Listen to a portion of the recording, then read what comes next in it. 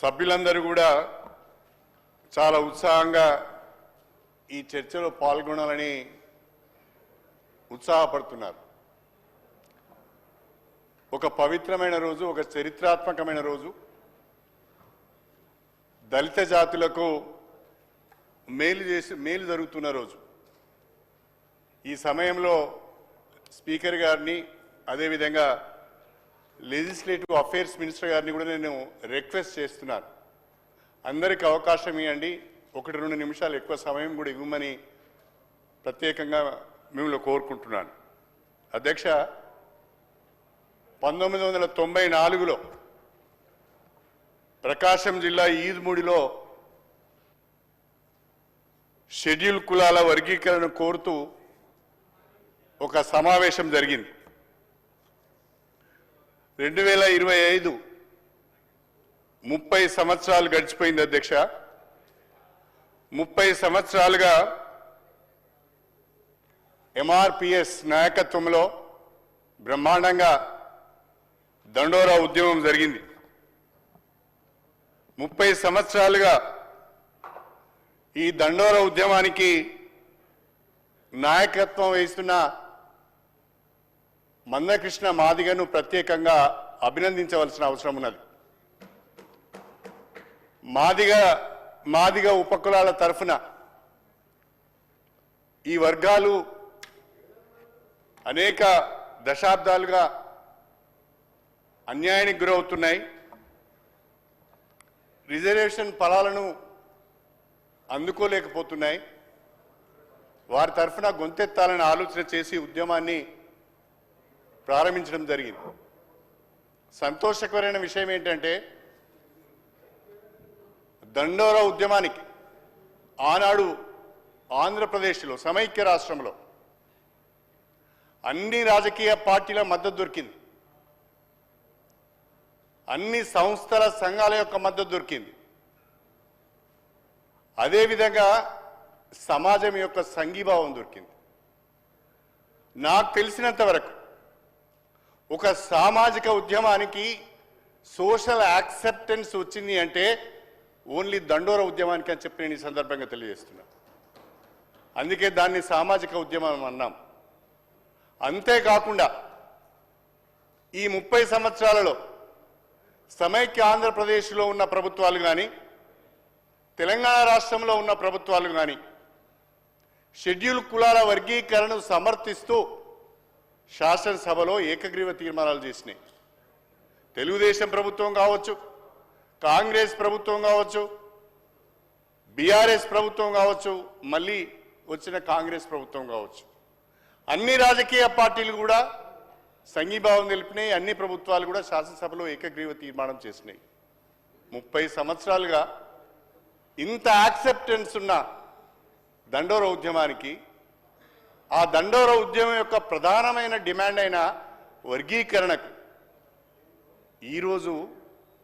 ఈరోజు పరిష్కారం లభిస్తున్నందుకు చాలా సంతోషంగా ఉంది అని చెప్పి నేను ఈ సందర్భంగా తెలియజేస్తున్నా.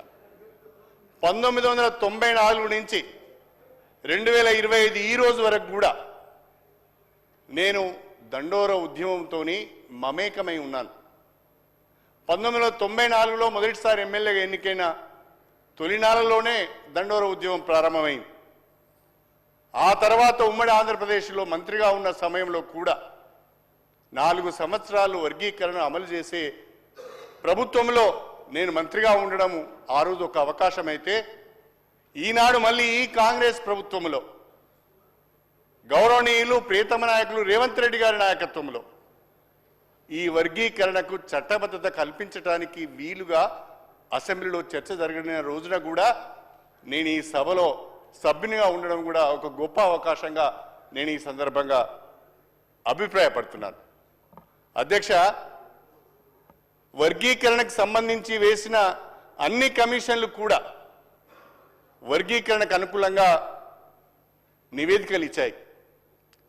1996లో ఏర్పాటు చేసిన రామచంద్రరాజు కమిషన్ కానీ, ఆ తర్వాత వచ్చిన ఉషా మెహ్రా కమిషన్ కానీ, ఈరోజు వచ్చిన డాక్టర్ జస్టిస్ షమీమ్ అఖ్తర్ గారి కమిషన్ నివేదికలు కానీ అన్ని కమిషన్ నివేదికలు కూడా వర్గీకరణకు అనుకూలంగా ఉన్నాయి, చేయవలసిన అవసరం ఉందని చెప్పారు. కాకపోతే రాష్ట్ర ప్రభుత్వాలకు ఆ అధికారం లేదు, పార్లమెంట్లో చట్ట సవరణ ద్వారా మాత్రమే చేయాలని చెప్పి హైకోర్టు, సుప్రీంకోర్టులు ఈ వర్గీకరణను దానికి సంబంధించిన జీవోలను కొట్టివేయడం జరిగింది. కానీ ఈనాటికి వాస్తవంగా ఆగస్టు 1, 2024 7 జడ్జెస్తో కూడిన సుప్రీంకోర్టు ధర్మాసనం ఒక చరిత్రాత్మకమైన తీర్పు ఇచ్చింది. ఆ తీర్పులో షెడ్యూల్ కులాల వర్గీకరణ రాజ్యాంగానికి లోబడి చట్టసమ్మతంగానే చేయొచ్చు అని చెప్పి ఒక మాట అన్నారు. Categorization is permissible in the law అని. Categorization is permissible as per constitution అని.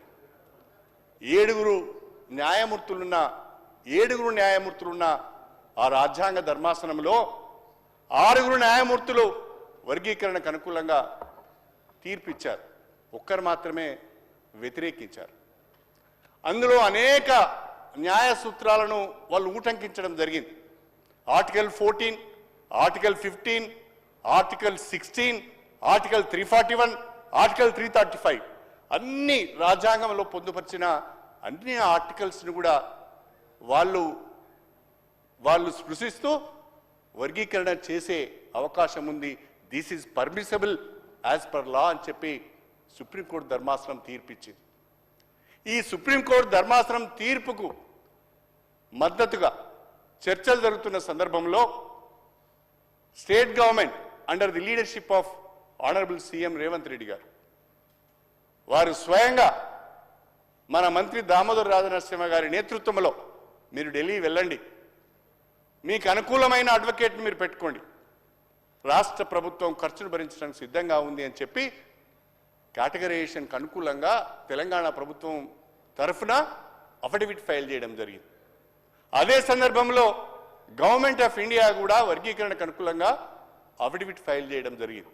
కేంద్ర రాష్ట్ర ప్రభుత్వాలు రెండు కూడా వర్గీకరణకు అనుకూలంగా అఫిడవిట్ ఫైల్ చేయడము, సుప్రీంకోర్టులో ఉన్న ఆ ధర్మాసనంలో ఉన్న 7 న్యాయమూర్తులు కూడా 6 దీనికి అనుకూలంగా తీర్పు ఇవ్వడం జరిగింది. నిజంగా ఇన్ని సంవత్సరాల పోరాటం, ఇన్ని సంవత్సరాల కళ ఈరోజు సాకారం కావడం చాలా గొప్ప విషయం అని చెప్పి నేను ఈ సందర్భంగా తెలియజేస్తున్నా. ఇంకా దీని గురించి చర్చోపచర్చలు చేయడము, దీన్ని వ్యతిరేకించే ప్రయత్నం చేయడము ఏ విధంగానూ కూడా ఏ న్యాయ సూత్రాలకు కూడా సరైనది కాదు అనేది నా ఆలోచన. నేను ఒక మాట చెప్పాలనుకుంటున్నాను. ఇవాళ సమాజంలో డిమాండ్స్ అన్ని ఎట్లా వస్తున్నాయి అంటే, మేము ఎంతమంది ఉన్నామో మాకంతా అనే డిమాండ్స్ వస్తున్నాయి. ఇవాళ మనము కులగణన పైన చర్చ చేశాం. కులగణనలో ఎస్సీలు ఎంతమంది ఉన్నారు, బీసీలు ఎంతమంది ఉన్నారు, మైనార్టీస్ ఎంతమంది ఉన్నారు, ఓసీలు ఎంతమంది ఉన్నారు అనేది చాలా స్పష్టంగా కులగణనలో మనం చెప్పాం. ఎందుకు చెప్పడమే కాకుండా ఏమన్నాము, ఈ కులగణన ఆధారంగా ఆయా వర్గాల సంక్షేమానికి ఈ ప్రభుత్వం కట్టుబడి ఉన్నదనే మాట ఈరోజు మనం చెప్పాం. అదేవిధంగా నేను ఇంకొక మాట కూడా మీకు చెప్పాలి. 2014లో తెలంగాణ ప్రజల సమైక్య పోరాటాల ఫలితంగా తెలంగాణ వచ్చింది. తెలంగాణ వచ్చిన సందర్భంగా ఆంధ్ర తెలంగాణ మధ్యన ఆస్తుల పంపకానికి సంబంధించిన విషయం వచ్చినప్పుడు పాపులేషన్ ఆధారంగా, జనాభా ఆధారంగా 58% అసెట్స్ ఏమో ఆంధ్రాకి ఇచ్చారు, 42% అసెట్స్ తెలంగాణకి ఇచ్చారు. ఏ బేసిస్ మీద ఇచ్చారు? జనాభా దామాష పైన ఇచ్చారు. కులగణన చేసిన తర్వాత ఏం చెప్తున్నాము? జనాభా దామాష పైన అభివృద్ధి కార్యక్రమాలు, సంక్షేమ కార్యక్రమాలు అమలు చేస్తామని చెప్తున్నాం. అదే కదా మేము అడుగుతున్నది, అదే కదా మాదిగా ఉపకులాలు 30 సంవత్సరాలుగా అడుగుతున్నది. మా జనాభా దామాష పైన, జనాభా ప్రాతిపదిక పైన డాక్టర్ బిఆర్ అంబేద్కర్ గారు మాకిచ్చిన ఆ రిజర్వేషన్లను మాకు వర్తింపజేయండి, సమపాలలో వాటిని పంచండి అని అడుగుతున్నారు. దాంట్లో డాక్టర్ బిఆర్ అంబేద్కర్ పైన గౌరవం ఉన్న వాళ్ళందరూ ఒక్క విషయాన్ని మాత్రం మర్చిపోవద్దు. డాక్టర్ బిఆర్ అంబేద్కర్ గారు అనేక సందర్భాలలో అనేక వేదికలపైన ఒక మాట చెప్తుండేవారు, equal opportunities and equal rights అనే మాట ప్రతి సందర్భంలో వారు నొక్కి చెప్పేవారు. అలాంటి అవకాశం అందరికీ రావాలి. అవకాశాలు వచ్చినప్పుడే అందరూ ఎదగటానికి అవకాశం ఉంటుంది. అవకాశాలు రానప్పుడు వాళ్ళ కెపబిలిటీస్ని కానీ వాళ్ళ క్యాలిబర్ని కానీ ప్రూవ్ చేసుకోవడానికి అవకాశం ఉండదు. కాబట్టి జనాభా దామాషా పద్ధతిన షెడ్యూల్ కులాల రిజర్వేషన్లను సమపాలలో పంచాలన్నదే ఇందులో ఉన్న మూల సూత్రం. ఇది ఏ కులానికి ఏ వర్గానికి వ్యతిరేకం కాదు. దళితులందరం అన్నదమ్ములమే, అందరం ఒకే సమూహంలో ఉన్నాం. బాలగోపాల్ గారని ఒక సామాజిక కార్యకర్త ఉండేవారు. పాపం ఆయన చనిపోయారు. ఆయన గురించి ఒక మాట చెప్పాలి. ఉవ్వెత్తున దండోర ఉద్యమం నడుస్తున్న రోజులలో బాలగోపాల్ గారు ఒక ఆర్టికల్ రాశారు.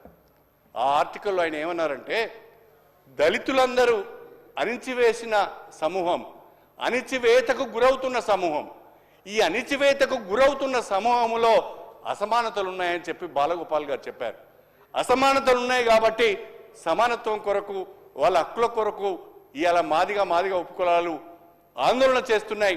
దాన్ని మనం సమర్థించాలని చెప్పారు. అదేవిధంగా ఆనాడు ఆర్ఎస్యు మొదలుకుంటే ఆర్ఎస్ఎస్ వరకు కూడా అందరూ కూడా వర్గీకరణను సమర్థించారు. ఏ ఒక్కరు కూడా వర్గీకరణను వ్యతిరేకించలేదు. న్యాయం ఉన్నదని అనుకున్నారు. వీళ్ళకు నష్టం జరుగుతుందని భావించారు, వీళ్ళకు అన్యాయం జరుగుతుందని భావించారు. కాబట్టి ప్రతి ఒక్కరు కూడా వర్గీకరణకు మద్దతుగా నిలబడ్డారని చెప్పి నేను ఈ సందర్భంగా మీ అందరికీ సవినయంగా తెలియజేసుకుంటున్నా. నేను ప్రభుత్వానికి విజ్ఞప్తి చేసేది ఒకటే, ఇంకా కాలయాపన జరగొద్దు. 30 సంవత్సరాలుగా నష్టపోయినాం. 30 సంవత్సరాలు ఓపిక పట్టారు. మా దళిత బిడ్డలు ఎవరైతే ఉన్నారో చాలా మంది చనిపోయారు. వాళ్ళ భవిష్యత్తును ఆగం చేసుకున్నారు. వాళ్ళ ఉపాధిని కోల్పోయారు, వాళ్ళ ఉద్యోగాలను కోల్పోయారు, పోలీస్ కేసులలో ఇరుక్కున్నారు. ఇప్పుడు కూడా జైళ్ళ చుట్టూ తిరుగుతున్నారు, కోర్టుల చుట్టూ తిరుగుతున్నారు. వాళ్ళ బంగారు భవిష్యత్తును కూడా ఈ ఉద్యమంలో చాలా మంది కోల్పోయారు. ఇంకెన్ని సంవత్సరాలు ఓపిక పట్టాలనో రాష్ట్ర ప్రభుత్వం కూడా ఆలోచించవలసిన అవసరం ఉన్నది. ఇంకేమాత్రము కాలయాపన చేయకుండా, మాదిగా ఉపకులాల యొక్క ఓపికను పరీక్షించకుండా, సుప్రీంకోర్టు తీర్పు వచ్చిన తర్వాత కూడా ఇంకా మీనమేషాలు లెక్కించకుండా తక్షణమే దీని అమలుకు సంబంధించి కార్యాచరణ ప్రణాళిక ప్రకటించాలని చెప్పి నేను రాష్ట్ర ప్రభుత్వాన్ని కోరుతున్నాను.